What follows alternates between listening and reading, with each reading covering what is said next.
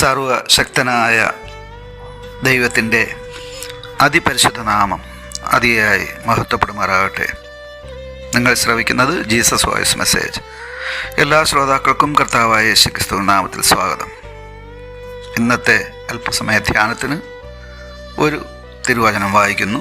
യെശയ്യാ പ്രവാചകൻ്റെ പുസ്തകം അധ്യായം 46 4 തിരുവചനം.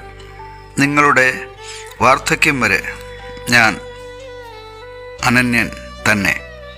നിങ്ങൾ നരയ്ക്കോളം ഞാൻ നിങ്ങളെ ചുമക്കും. ഞാൻ ചെയ്തിരിക്കുന്നു, ഞാൻ വഹിക്കുകയും ഞാൻ ചുമന്ന് വിടുവിക്കുകയും ചെയ്യും.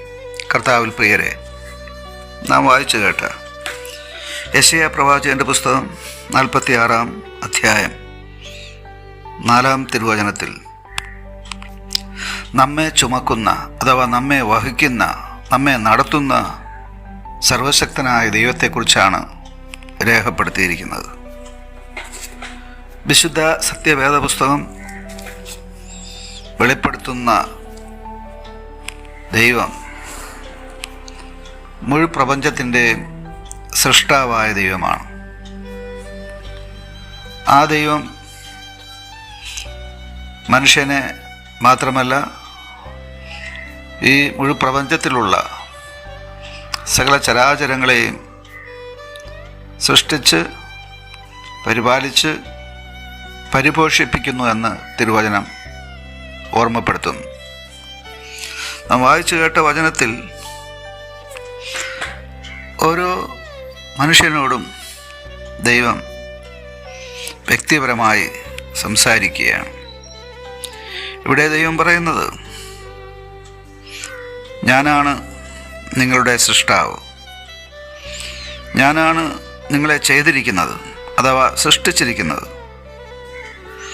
അതുകൊണ്ട് ഞാൻ നിങ്ങൾക്ക് അന്ത്യം വരെ, വാർദ്ധക്യം വരെ അനന്യൻ അഥവാ മാറ്റമില്ലാത്തവനായിരിക്കുമെന്നാണ്.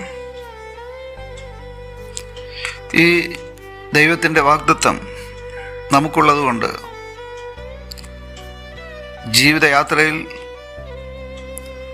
നാം എപ്പോഴെല്ലാം പല വിഷയങ്ങളാൽ ഭാരപ്പെടുന്നുവോ, ആ സമയത്തൊക്കെ ഈ വാഗ്ദാനം നാം ഓർക്കേണ്ടതാണ്. ഞാൻ ഈ പ്രതിസന്ധികളിലൂടെ കടന്നു പോകുന്നുവെങ്കിലും ദൈവം എനിക്കൊരു വാഗ്ദാനം നൽകിയിട്ടുണ്ട്. അത് ദൈവം എന്നെ ചുമന്ന് വഹിക്കുമെന്നുള്ളതാണ്. സൃഷ്ടിച്ച ദൈവം, രക്ഷിച്ച ദൈവം ഒരിക്കലും നമ്മെ കൈവിട്ട് കളയുകയില്ല, നമ്മെ ഉപേക്ഷിക്കുകയില്ല, നമ്മെ തള്ളിക്കളയുകയില്ല. ജീവിത യാഥാർത്ഥ്യങ്ങൾ പലപ്പോഴും നാം ആഗ്രഹിക്കുന്നതിനും നമ്മുടെ അഭിലാഷങ്ങൾക്കും വിപരീതമാണെങ്കിലും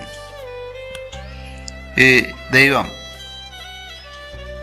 നമ്മെ തൻ്റെ കരങ്ങളിൽ വഹിച്ചുകൊള്ളുവാനിടയാകും. ചില യാഥാർത്ഥ്യങ്ങൾ നാം നേരിടണമെന്ന് ദൈവം ആഗ്രഹിക്കുന്നു. അതിനുദാഹരണമാണ് ഇസ്രായേൽ ജനത്തെ അഥവാ യുദ്ധം അഭ്യസിച്ചിട്ടില്ലാത്ത ജനത്തെ ദൈവം ജാതികളുടെ ഇടയിലൂടെ സഞ്ചരിപ്പിക്കുവാനിടയായി. അത് അവർക്ക് ദൈവം നൽകുന്ന വാഗ്ദത്ത ദേശത്ത് എത്തിയതിനു ശേഷം അവരോട് എതിർക്കുന്ന ശത്രുക്കളെ നേരിടുവാൻ വേണ്ടി അവരെ യുദ്ധം അഭ്യസിപ്പിക്കുന്നതിന് വേണ്ടിയാണ് ദൈവം ശത്രുക്കളുടെ മുമ്പിലൂടെ അവരെ വഴി നടത്തുവാനിടയായത്. നമ്മുടെ ജീവിതത്തിലും യുദ്ധസമാനമായ അവസ്ഥകൾ, സാഹചര്യങ്ങൾ, പ്രശ്നങ്ങൾ, വിഷയങ്ങൾ ഉണ്ടാകാം. എന്നാൽ അതിൻ്റെ മധ്യത്തിലൂടെ ദൈവം നമ്മെ നടത്തുവാൻ വിശ്വസ്തനാണ്. ഇസ്രായേലിനെ മരുഭൂമിയിലൂടെ വെള്ളമോ മറ്റു ഭക്ഷ്യപദാർത്ഥങ്ങളോ യാതൊന്നും ലഭ്യമല്ലാത്ത മരുഭൂമിയിലൂടെ നടത്തിയ ദൈവം നമ്മെ ഓരോരുത്തരെയും നമ്മുടെ ജീവിതയാത്രയിൽ തൻ്റെ പാതയിൽ തൻ്റെ കരം പിടിച്ച് വഴി നടത്തുവാൻ മതിയായവനാണ്. നാം നമ്മെ സമർപ്പിച്ചാൽ മതിയാകും. അന്ത്യത്തോളം അവിടുന്ന് നമ്മെ വഴി നടത്തും. ഈ ദൈവം എന്നേക്കും നമ്മുടെ ദൈവമാകുന്നു. അവിടുന്ന് നമ്മെ ജീവപര്യന്തം വഴി നടത്തും. ഈ തിരുവചനങ്ങളാൽ സർവശക്തനായ ദൈവം നിങ്ങളെ സമൃദ്ധിയായി അനുഗ്രഹിക്കുമാറാകട്ടെ. ആമേൻ.